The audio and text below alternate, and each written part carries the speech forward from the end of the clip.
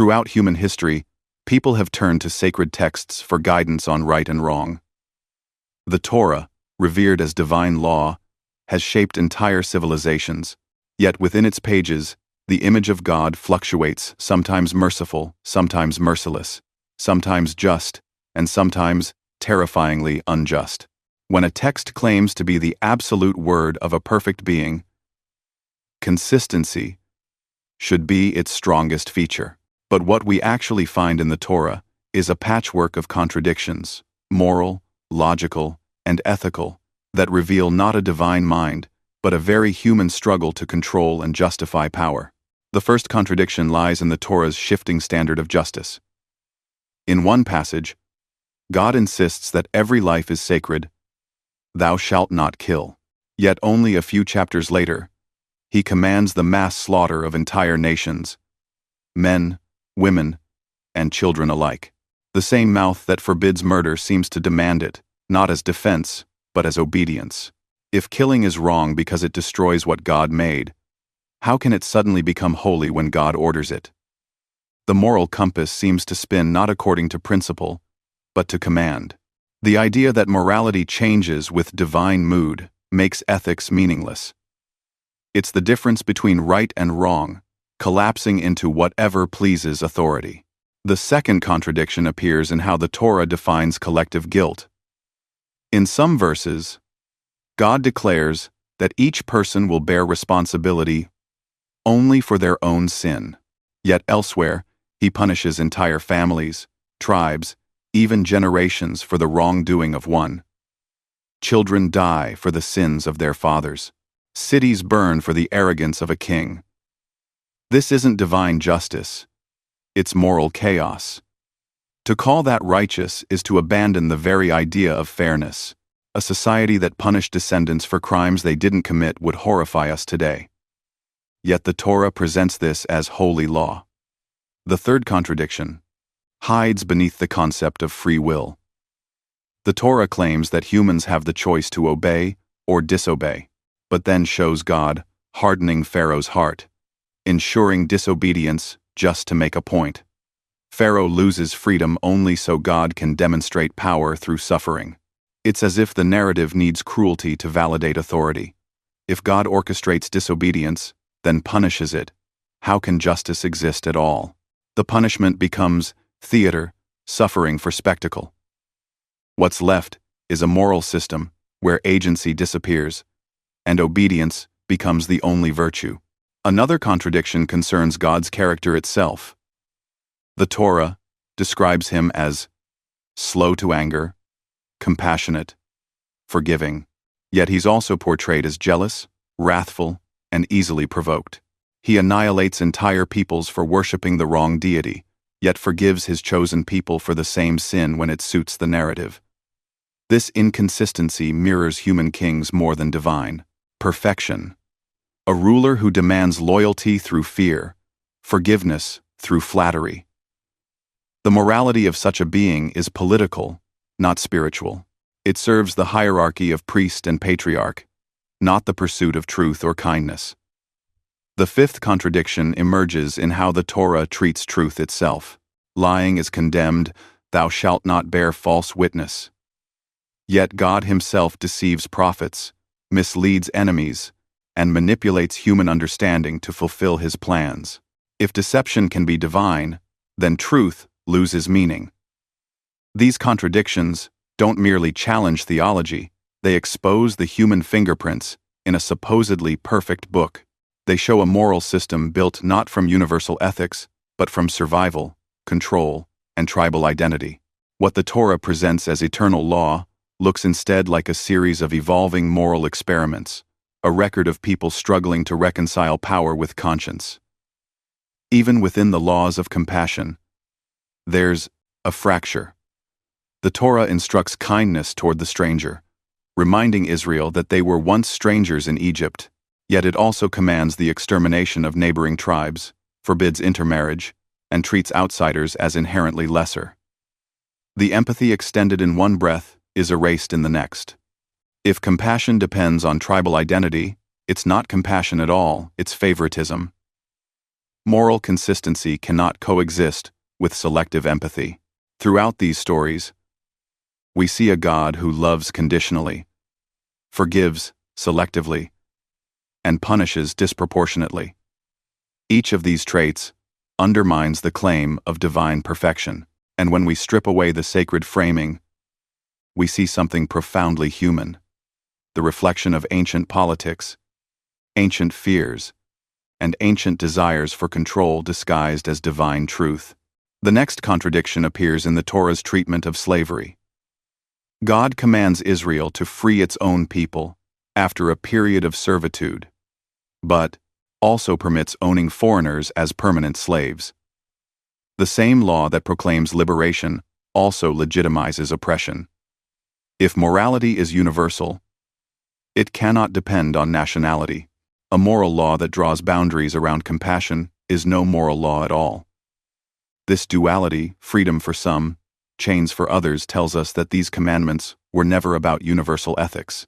They were about building and preserving a nation's power structure. To claim that such selective justice comes from a perfect being is to confuse holiness with hierarchy.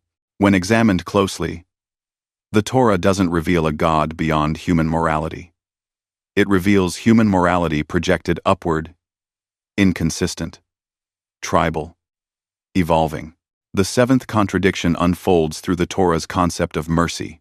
It presents a God who describes himself as merciful and gracious, yet unleashes plagues, famines, and massacres that spare neither the innocent nor the guilty.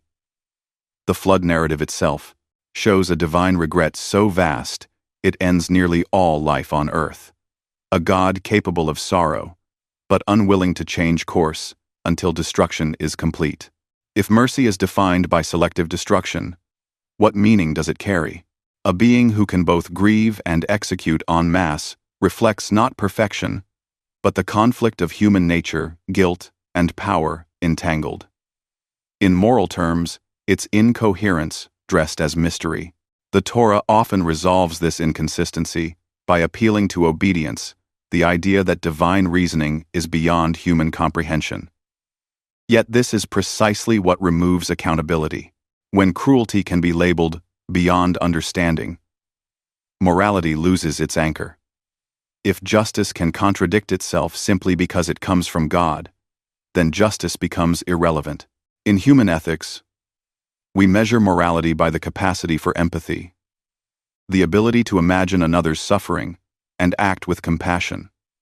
But in the Torah, empathy is often secondary to loyalty. When Abraham is commanded to sacrifice Isaac, no moral reasoning is offered, only obedience. The test is not love, not kindness, but submission. And when the knife is raised, the story is praised as faith.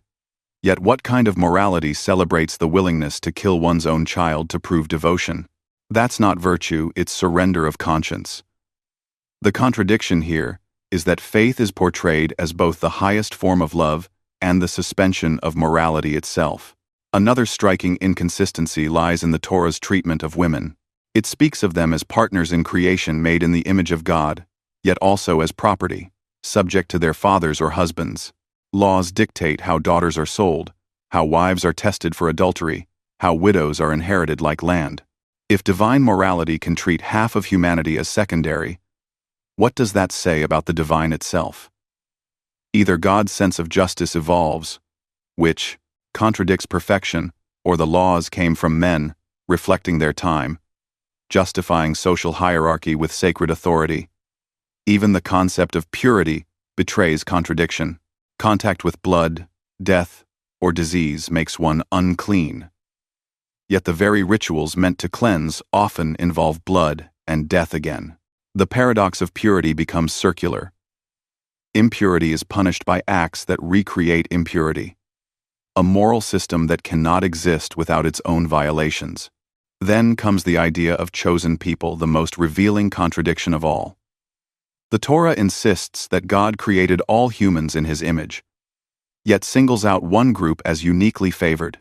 Divine love, supposedly infinite, becomes exclusive. Justice, supposedly universal, becomes tribal. The notion of a chosen people transforms morality into privilege.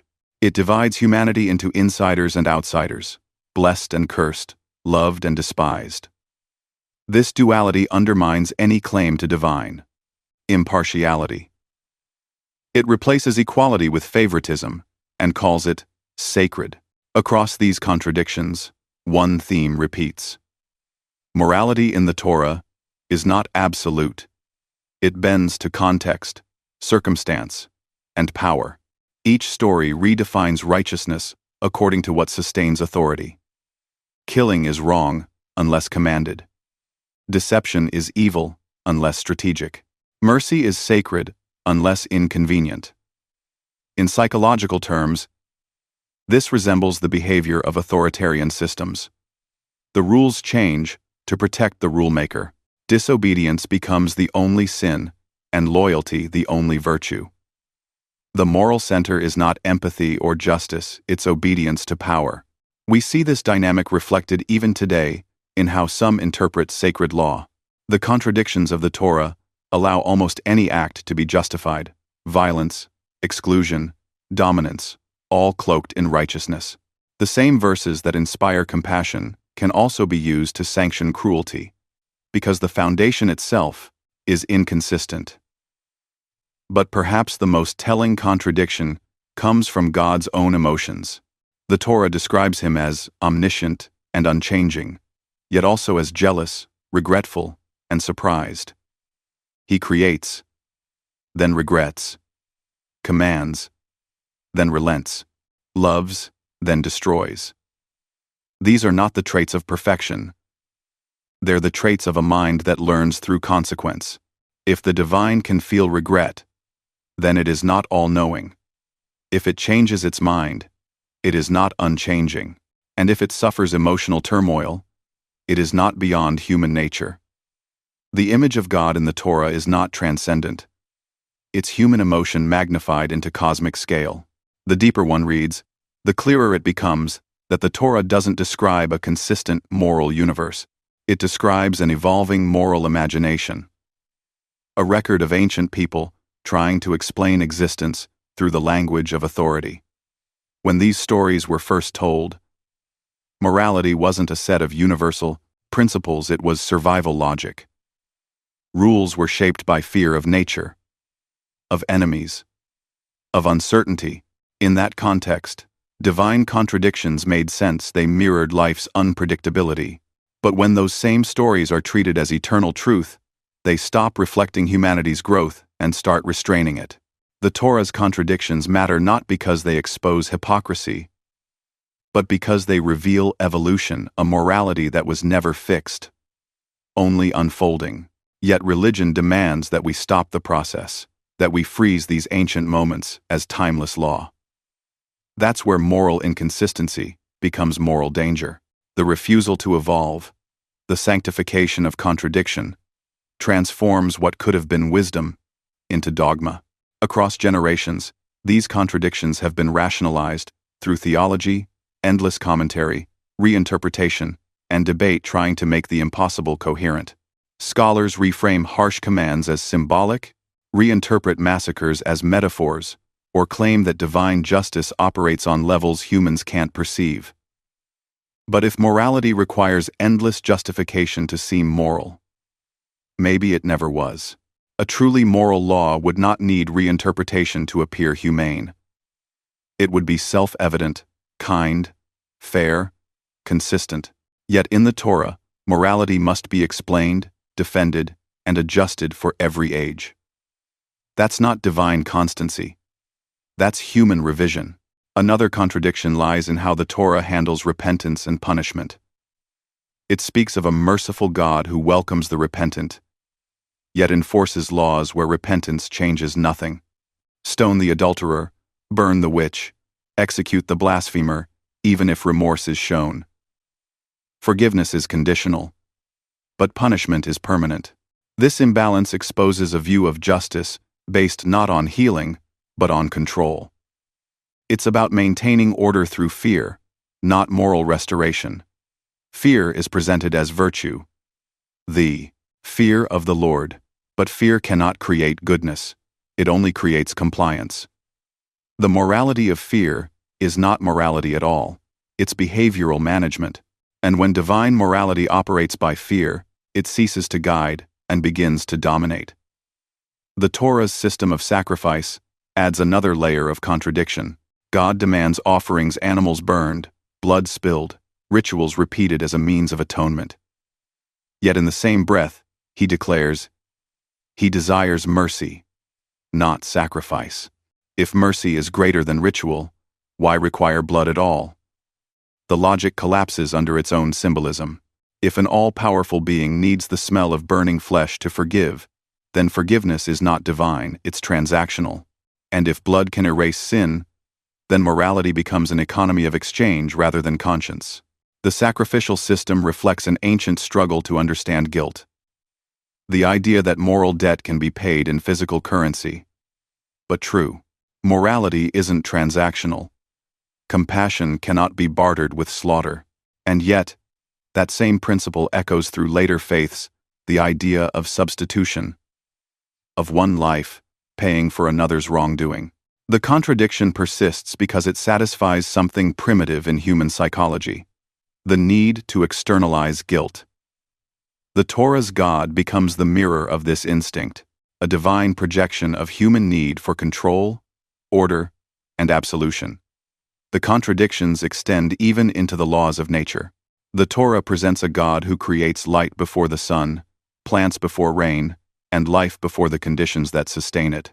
These aren't moral contradictions, but they reveal a pattern, a disregard for coherence, whenever the narrative requires obedience to overshadow reason. When reason threatens faith, reason is rewritten. And that rewriting has shaped centuries of thought, training people to accept contradictions, not as problems to solve, but as mysteries to revere. Yet reverence for contradiction is the death of inquiry. It teaches people to stop asking the most important question: why? Another contradiction emerges in the Torah's portrayal of peace. God is called the bringer of peace, yet he commands endless war. The promised land, meant as a symbol of divine rest, is taken through conquest and destruction. Peace is promised, but only after annihilation. That's not peace, it's dominance disguised as deliverance. It reveals a moral system built on conditional compassion, love for one's neighbor, so long as they are one's kind. A God of war who preaches peace is not morally mysterious. He's politically useful. For a tribal society seeking unity and land, divine endorsement turns conquest into virtue. The contradiction becomes the justification. The Torah's legal system follows the same pattern: justice for insiders, exclusion for outsiders, equality within, exploitation beyond. The laws protect the poor and the widow, but only within the boundaries of Israel. Foreigners and slaves exist outside that protection. Morality confined by boundary isn't morality, it's favoritism with ritual approval. These contradictions are often explained away as the evolution of divine revelation. That morality was revealed gradually, step by step. But that excuse only admits the human origin of it all. If morality needs time to mature, then it is not divine, it is human understanding, evolving. A perfect being wouldn't need stages of moral development. Perfection implies completeness, consistency, and timelessness. The Torah shows none of these. It shows progress through conflict, growth through suffering, reform through failure. The story of human ethics, not divine decree. In fact, this tension between old and new, between cruelty and compassion, mirrors how human societies evolve. Early laws protect only kin, later, ones extend rights to strangers. Eventually, morality expands beyond tribe and faith. The Torah captures that early stage, where moral awareness begins but hasn't yet outgrown tribal boundaries. It is moving, in a way the first attempt to codify compassion in a brutal world. But when those early efforts are frozen as divine perfection, They stop evolving and start distorting. They lock humanity inside the morality of a bygone age. The greatest contradiction, perhaps, isn't within the Torah's stories, it's in how people still treat them, as flawless when they are clearly human, as timeless when they are visibly historical, as universal when they were written for a single, ancient tribe. The more one studies these texts, the more one sees that the moral inconsistencies are not flaws in divine character, they're fingerprints of human culture. Evidence that morality was always a human invention, shaped by need, fear, and experience. And once we recognize that, we gain something powerful, not despair, but freedom. The freedom to build morality consciously, rationally, compassionately, without appealing to authority. Because if the Torah shows us anything, it's that even those who claimed to speak for God were wrestling with the same questions we still ask today. When we look closer at those who interpreted these ancient contradictions, we find that the same moral confusion shaped entire systems of belief that followed. The rabbis, scholars, and leaders who inherited the Torah's legacy built elaborate commentaries to soften its edges. They explained away brutality as metaphor, genocide as symbolism, slavery as context. Each generation redefined what God meant, but none could erase the inconsistency itself. This process reveals something profound: the human mind's unwillingness to admit imperfection in what it reveres. It's easier to invent explanations than to accept that a divine moral code might be a human artifact. And yet, every reinterpretation confirms the same truth. The book must change to remain livable. If divine morality truly were perfect, it would require no edits, no reinterpretation, no modern lens. It would simply endure. But the Torah's ethics, like any human code, must evolve to stay relevant. That need for revision is the proof of its humanity. The contradiction grows sharper when we examine the Torah's portrayal of punishment versus reward. God promises blessings to the obedient and curses to the disobedient. Yet life rarely reflects this equation. The wicked prosper, the innocent suffer, and the supposed justice of divine cause and effect dissolves under reality. The ancient writers attempted to solve this by inventing collective guilt, by claiming that catastrophe was a test, or that hidden sin must have caused it. But this explanation only deepened the contradiction. A just God who punishes without reason, or one whose justice depends on invisible logic no one can question. If morality depends on blind faith, rather than observable fairness, then it stops being moral. It becomes superstition. The Torah's version of moral order was built to control behavior, not to explain suffering. Its contradictions served a purpose: to maintain hierarchy, obedience, and identity within an unstable world. When outcomes contradicted moral logic, faith filled the gap. When cruelty contradicted compassion, divine mystery excused it. And this is the enduring legacy of divine contradiction. It trains people to accept injustice if it's labeled sacred. The story of Job, though not purely a Torah text, but born from the same moral soil, exposes the limits of this logic. A blameless man is destroyed to prove a point between God and the adversary. His faith is tested through loss, pain, and silence. And when Job asks why, the answer is not moral clarity, but a display of power. Where were you when I laid the foundations of the earth? It's not an answer, it's a dismissal. The message is that moral questions cannot be asked of God. But if moral reasoning has no place in divine justice, then justice becomes indistinguishable from tyranny. The same dynamic underlies the Torah's commands of devotion. The demand to love God is presented as the highest moral act. Yet, that love is coerced through threat. Love me, or be destroyed. That is not love, it's emotional blackmail framed as worship. True morality cannot grow from coercion. It requires freedom, the freedom to choose compassion, to question power, to weigh right and wrong through reason, not fear. And this leads to another deep contradiction. The Torah condemns idolatry, the worship of false images, yet the very laws themselves turn obedience into an idol. The moral ideal becomes not goodness, but conformity. The symbol replaces substance. People stop asking what is right and start asking only what is commanded. That shift from moral reflection to moral automation is the heart of divine inconsistency, because the moment obedience becomes virtue, morality becomes irrelevant. This tension explains why religious violence persists, even in the modern world. The contradictions of ancient texts survive in minds trained to see obedience as holiness. When the divine command contradicts empathy, empathy loses. When the text conflicts with reason, reason yields.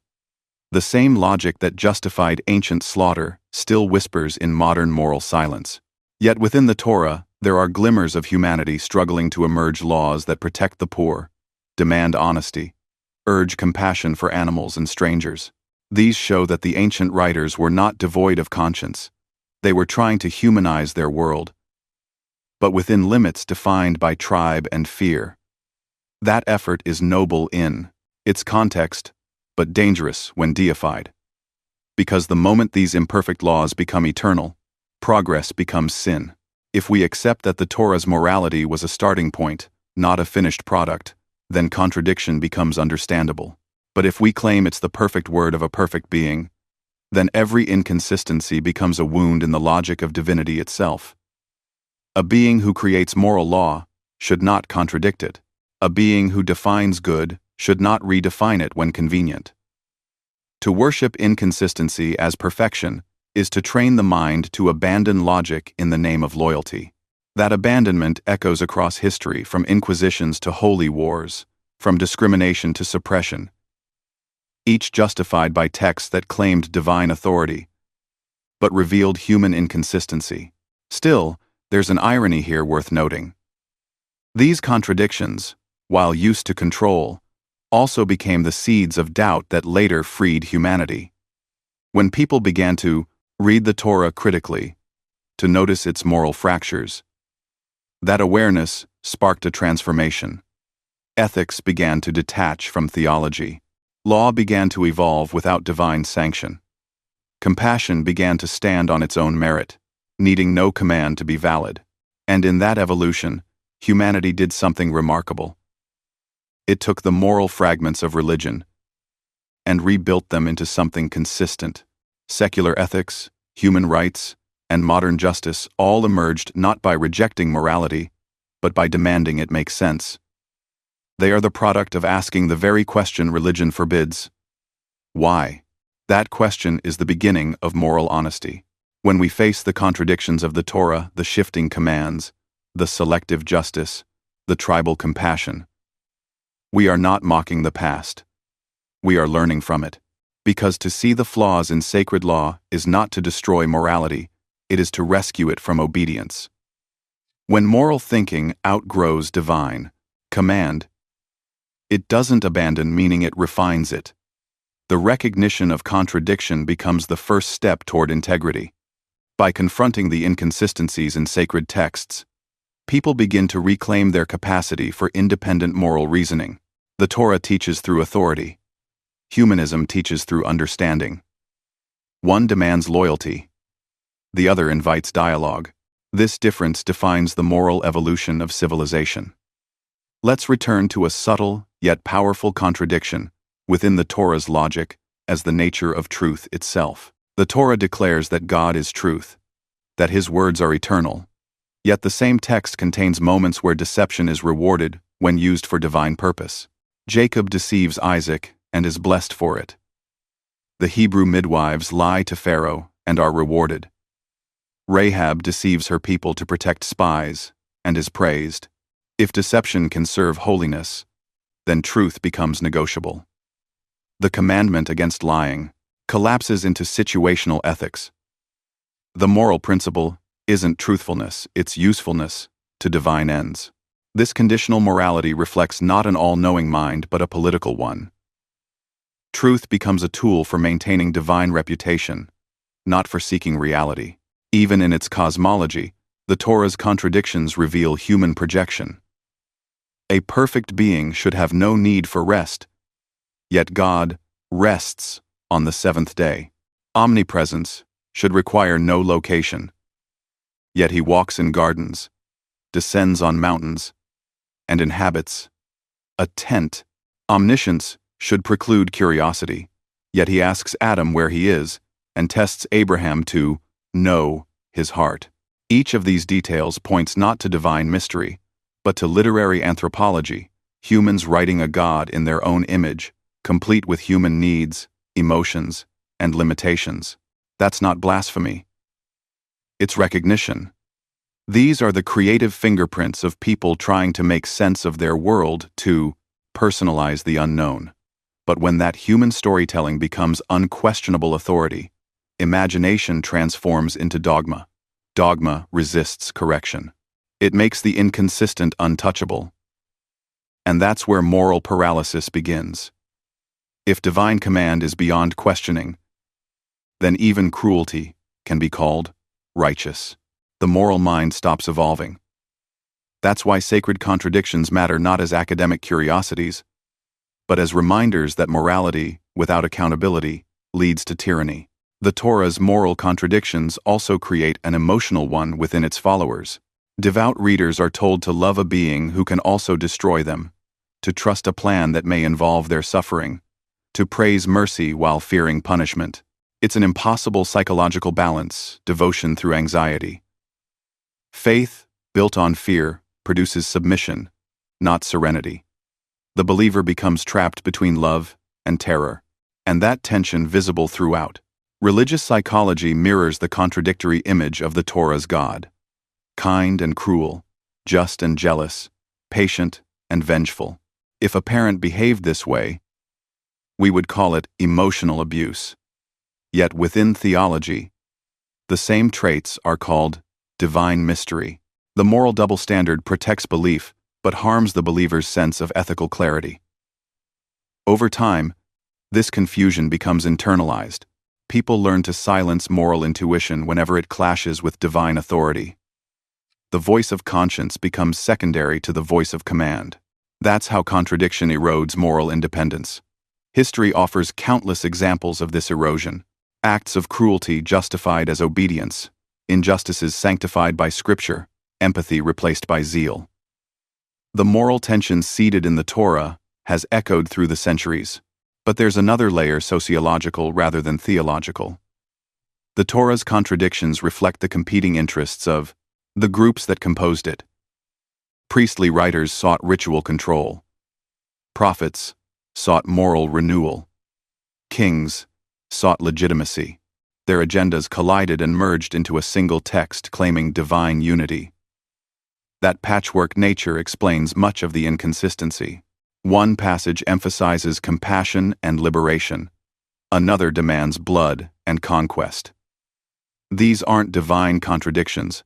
They're political compromises preserved as sacred law. When we read the Torah through this lens, the contradictions stop being mysterious and start being historical. They reveal not the voice of heaven, but the negotiation of human power. And that insight changes everything. Because once we understand that moral law came from human needs, we realize that morality can change when those needs change. We are not bound by ancient contradictions. We are responsible for transcending them. That realization is liberating, but also humbling. It means we can't blame divinity for our ethics. They are ours to define, refine, and defend. In a sense, the contradictions of the Torah serve as a mirror not of divine inconsistency, but of humanity's early moral infancy. A record of growth, confusion, and compromise. But humanity is not meant to remain in infancy. To evolve morally, we must move beyond obedience toward understanding, beyond law toward empathy. That's why these contradictions are not merely flaws to criticize, they are lessons to learn from. They remind us that perfection is not the source of morality. struggle is. The struggle to reason, to empathize, to do what is right, even when no command exists. And that is the most important insight the Torah accidentally offers, because by contradicting itself, it teaches us that morality cannot depend on authority. It must depend on conscience.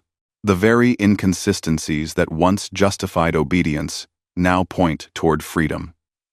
If we trace these contradictions to their conclusion, a clear picture emerges. The Torah is not a document of divine morality, it's a chronicle of moral evolution. Its inconsistencies aren't random errors. They are the growing pains of a species learning to think ethically.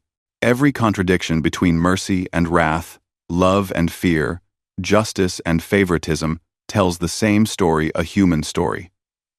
People wrestling with power, survival, and meaning, trying to anchor chaos in order, suffering in purpose. But when those evolving ideas are labeled perfect, they freeze in time. They stop being reflections of growth and become instruments of control. Moral inquiry becomes heresy, compassion becomes conditional, and change becomes sin. The tragedy is that many who read the Torah today still carry that ancient mindset, that obedience is the path to goodness, that contradiction is a test, that human morality must bow to divine authority. Yet history shows the opposite. Every moral improvement humanity has achieved came from questioning, not submission. Slavery ended because humans dared to challenge what sacred texts permitted. Women gained rights because people rejected divine hierarchy. Compassion expanded because empathy triumphed over tribal law. These victories weren't betrayals of morality, they were its fulfillment. In a way, the Torah's contradictions forced that progress. By revealing the limits of divine morality, they made human morality necessary. They pushed us to think for ourselves. The greatest irony is that by claiming divine perfection, the Torah ensured its own eventual transcendence.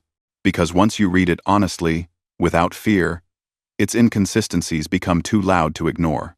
They compel the mind to seek coherence elsewhere in reason, in empathy, in shared humanity. Consider the final contradiction, the one that underlies them all. The Torah claims that God is both just and beyond human understanding. It cannot be understood as not justice. It's mystery, cloaked in authority. And mystery cannot guide conscience. If morality depends on a being whose ways we cannot question, then morality ends where inquiry begins. Yet morality is born from inquiry, from asking, what causes suffering, and how can we reduce it? No commandment, however ancient, can answer that question better than empathy can. When people say the Torah is divine because it has survived, they mistake endurance for truth. Stones endure too. But they do not think. A text can last for millennia and still be wrong. The measure of truth is not survival, it's coherence, honesty, and compassion. Those qualities belong to people, not commandments. To thought, not tradition. And that's why the contradictions of the Torah, rather than proving the perfection of God, prove the courage of humanity. Because to see contradiction and still keep asking why, that is the essence of moral growth. The moral universe doesn't need divine authority. It needs human integrity. It needs people who value kindness without needing to be threatened into it, who understand that morality is not a code handed down, but a commitment we renew each time we act with reason and empathy. So when we examine the Torah and find contradictions between murder and mercy, slavery and freedom, truth and deceit, we shouldn't see failure. We should see the moment morality first learned to walk. Unsteady, inconsistent, but alive. Those who claim perfection in these pages miss the point. The contradictions are not mistakes in a divine script, they are reflections of a species still learning what justice means. And that learning hasn't stopped. Every time someone chooses compassion over command, truth over tradition, understanding over obedience, they continue the moral evolution that began the moment the first human questioned divine authority. That question, not the answer, is what defines us. In the end, the Torah's contradictions don't disprove morality. They remind us that morality is ours to define, to improve, and to live by. And maybe that's the most honest revelation of all. Not that God was inconsistent, but that humanity was trying, and still is.